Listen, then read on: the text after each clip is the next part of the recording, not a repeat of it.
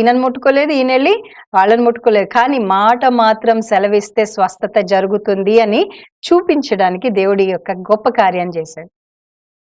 38 సంవత్సరాల నుంచి పక్షవాయువుతో ఉన్నాడంటే ఆ వ్యక్తికి దాదాపు మనం ఇవాళ రేపు చూసుకుంటే బీపీ హై అయిపోయి జనాలు 30 ఏళ్లకో 40 ఏళ్లకో ఇట్లాంటివి వచ్చేస్తూ ఉన్నాయి. కానీ అప్పుడు ప్రజలు చాలా బలమైన వారు, శక్తి అంటే మంచి దేహదారుఢ్యం ఉన్నవాళ్ళు, అటువంటి పరిస్థితుల్లో ఉన్నవాళ్ళు. మరి పక్షవాయువు 38 సంవత్సరాల నుంచి అంటే దాదాపు ఆయన వయసు నాకు అనిపిస్తుంది 70 పైనే ఉండొచ్చు.